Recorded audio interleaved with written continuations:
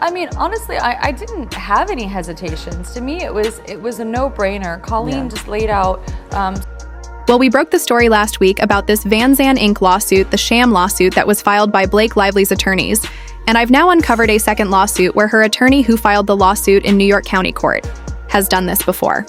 And what I've uncovered kind of indicates that her attorney knew what she needed to do ethically in one case, and on the other case with Blake Lively, she did the exact opposite. It's the only case I was able to find of any of the attorneys that had ever filed a lawsuit against only Doe defendants.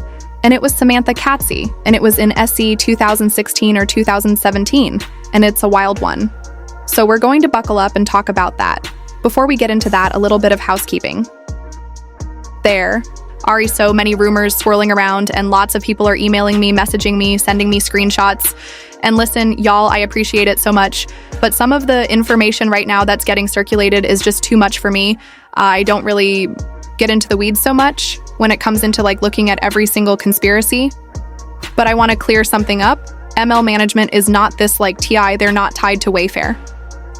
Okay, they're not tied to the lawsuit. ML Management, who is the registered agent for Van Zandt Inc., is simply the firm, which is a CPA firm that files business documents on an annual basis, manages taxes and payroll if needed, but not always necessary. And in some cases, they do HR for clients, but it's a boutique business management organization.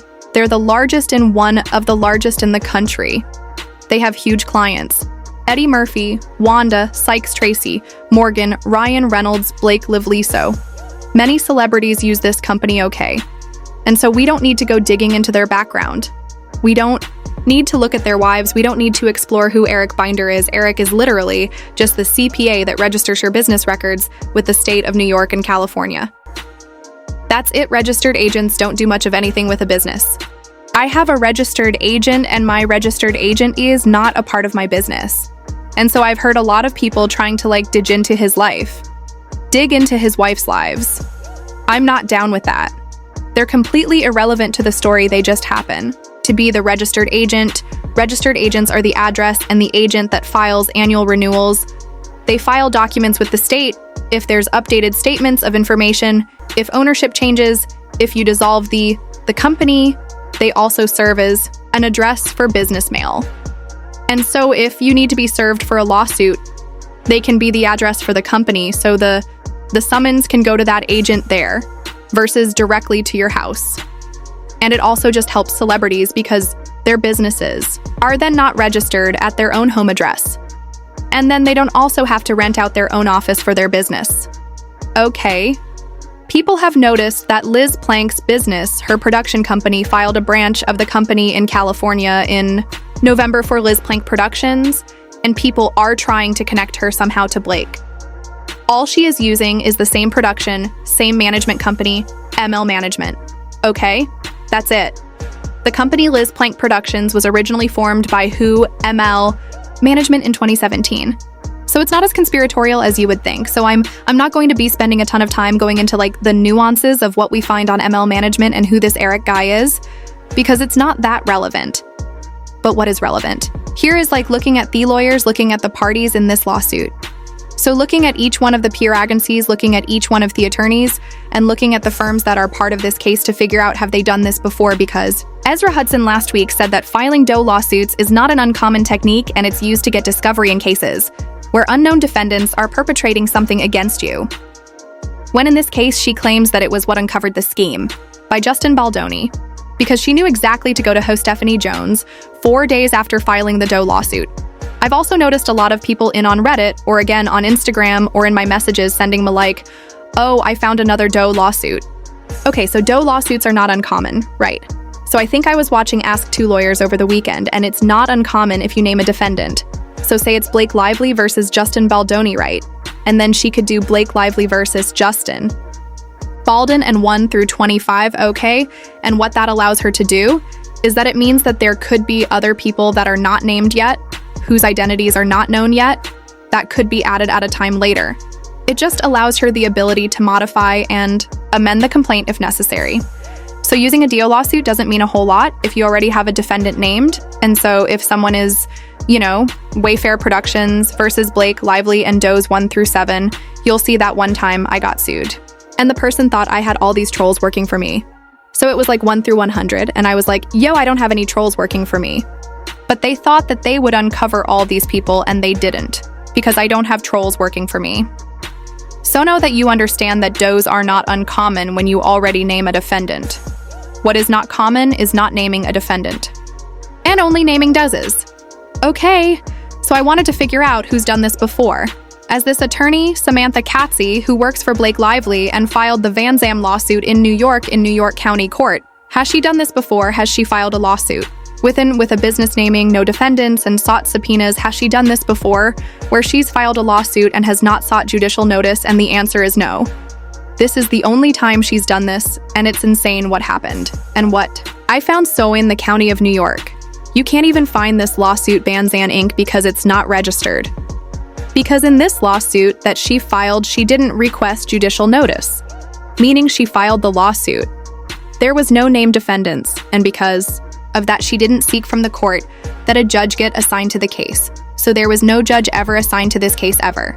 There was no clerk assigned to this case either. It was a case that sat in court for the sole purpose of a subpoena to Jeff Stephanie Jones, in my opinion.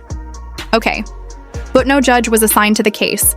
So therefore, no judge could have signed off on a subpoena. In the state of New York, you don't need a judge to sign off on a subpoena. You only need a clerk. We don't. I haven't seen a copy of the subpoena yet. So if and when that becomes public, we'll see if it's signed by anyone. But Samantha does know that there's an ethical way and a non-ethical way to do these types of lawsuits. And I'll tell you why, because in 2016, she was working with some of her partners at Menat Phelps and Phillips. Okay. And it was publishers. Clearinghouse versus XYZ Companies 1 through 25, and John and Jane Doe's 1 through 25 known as publishers. Clearing High Sweepstakes Fraudsters. Okay, so in the 2016, they filed this complaint with the federal government. It was filed in the Southern District of New York and federal court OK. And when she filed it, the plaintiff was filing it to seek pre-litigation discovery. So they were what it said was, this action is for trademark infringement, unfair competition, false designation of origin, false and misleading descriptions or representations of fact dilution, computer fraud, abuse, trespass, and other related claims arising out of defendants' unauthorized use of publishers, clearinghouses' names and trademarks in connection with fraudulent advertisements and emails and infection and hijacking of their websites. So I don't know if they got hacked or what. But they said that they, have authorized, without authorization. They posed as publishers, clearinghouse people for the purpose of deceiving customers into believing they were signing up for sweepstakes when they hadn't. They may have used malicious computer codes to do this. And the parties. In the case were publishers, Clearinghouse, which is a New York limited liability company, and then the true identities of XYZ companies, and Jane Doe's are presently unknown, and upon information and belief information obtained in discovery from third parties such as ad servers and email service providers will lead to identification of defendants. So what they were doing, wash-shopping, that they would be able to subpoena these different ad companies that were like selling email addresses and marketing. Companies that were using these lists to see if they could figure out who was posing as them and fraudulently, getting people to sign up for sweepstakes that weren't theirs. And they had a bunch of different trademarks. Bury her. I mean, how many celebrities have been buried in Hollywood? You're absolutely right. They claimed that it had been infringed, and the wrongful conduct they said was that they were using emails and sending people emails that looked like they were coming from Publishers Clearinghouse. So it was like a phishing email, basically, and they were using the trademark of them to impersonate them, and they were trying to figure out who was doing it. That's legitimately a great thing to go against, especially with hackers, and if people are trying to steal people's identities and a company wants to get under the, they don't want to be involved in this and they want to hold them accountable. They tried to do that through discovery. So their goal was they were going to try to figure out who was doing this. And if they could figure out who was doing this, they would amend the complaint and add them for trademark infringement, counterfeiting, whole host of different claims. Okay. Now, what I want to note here, though, is that this case is incredibly different because they did seek judicial notice. Okay. And they went to a judge and they requested to open up discovery for the limited purpose of subpoenaing specific companies and people to see if they were the culprit. They sent a letter for discovery to the judge a few days after they filed the complaint. The letter to the judge said, "We're requesting permission from Your Honor to commence limited discovery in advance of Rule 26F conference, and so that we can identify and name as defendants in the action the parties that have damaged Publishers Clearinghouse." They were hoping through this limited discovery, they'd be able to identify them and then amend the complaint. We believe this information will help us identify and then name at least some of the parties involved. Because of the anonymous and convoluted nature of the scheme, we believe pre-26F discovery is the best and most efficient method for ascertaining identities of discovery for discovery. So they had to request from the federal judge to get permission to subpoena people they suspected, and companies they suspected that might be involved in this. And not only that, they had to send letters and propose subpoenas and propose depositions from specific companies that they might want to depose as a part of it. And that was sent a week later. So they sent another letter saying, we would like to have Get Response Inc. add media due and produce documents. We would also like to depose them. And they had to get permission from the judge to do that. Okay, so once they sent that in, the judge gave them an order, and they permitted them to do limited discovery. They authored them to serve subpoenas on Get Response and Add Media. And they said that they could use this to figure out if they could identify these people. Okay. And then he did an order, permitting 26F discovery and that they're authorized to serve a subpoena ONAD, under the federal rules of civil procedure and local rules of the courts. So a judge signed off on these subpoenas. So in 2016, Samantha knew that to be above board in this type of case, that you go to a judge, you get permission from the judge to not only start this 26FS type of discovery, but also to get permission to issue a subpoena. The amount and the length of time that he allowed was limited though. Okay, and they had to request an extension of time in December because he only gave them a short window. He said on November 11th, we requested a limited discovery. You granted us this on the 20th of October, we served them on the 24th. We attempted to serve this other place on the 24th, and we served the subpoenas, but we have not yet received any documents from them, and we've received very limited from AdCom and Add Media. Meanwhile, the 90-day period to serve process pursuant to federal rules of civil procedure expires on January 5th, and we will request a period of 90 days for an extension. So they needed a little bit more time to get what they needed from the judge. Okay. So again, they knew that to do this kind of discovery, to seek these kinds of documents, to do depositions and to, order production, they needed the judge to sign off on it. And then the judge granted the extension. But then by March 28th of 2017, they said that they respectfully provide notice of dismissal on this action without prejudice. Plaintiff further states that no opposing party has served a responsive pleading or a motion for summary judgment. Plaintiff has not previously dismissed any action of the court. So they dismissed the case. I don't know that they actually found what they needed. And then a couple days later, Thecus was terminated for the trademark infringement. So they did a voluntary dismissal. So they were not able to identify anyone. So they withdrew the case. So do you see what they did here? They sought judicial notice. They sought the request and the permission of the court to do this kind of discovery, because this kind of discovery is not typical. They got permission and orders to issue subpoenas and production of document subpoenas and depositions. The parties either didn't comply or when they got what they needed, it didn't prove they did what they thought they did, and so the case was closed. They took the exact steps you should take if you're trying to figure something out and you're doing it above board. And they named Publishers Clearinghouse. They didn't name one of Publishers Clearinghouses, shell companies. So when it comes to the comparison of the case they filed in New York County, we know that they didn't get judicial notice. We know that they didn't seek permission from a judge to open limited discovery. They didn't get an order from a judge for a subpoena. They didn't have anyone from the court ever assigned to the case. As far as the court knew, this was like a case that didn't exist. And if you go to the Supreme Court of New York County, you will not find the case. Because the cases on the Supreme Court docket in New York and New York County, they only show cases that have judicial notice. The only reason this case was found is because Uncourt, which is the website I use, it's a database that you pay a monthly fee for, allows you to search federal dockets as well as like 30 different states. And that's where I found it. And they also had the documents there. Unicorn can access things that I can't access, which is why I have a subscription to them. So it proves to me that 1, Ezra is not lying, this can be used, but 2, there are ethical ways that this can be used, and you use it through the court, getting permission, not an end around where they don't tell anyone, not even a judge, what they're doing. So that, I think, can further solidify kind of how shady this is. It's not anything I would ever do.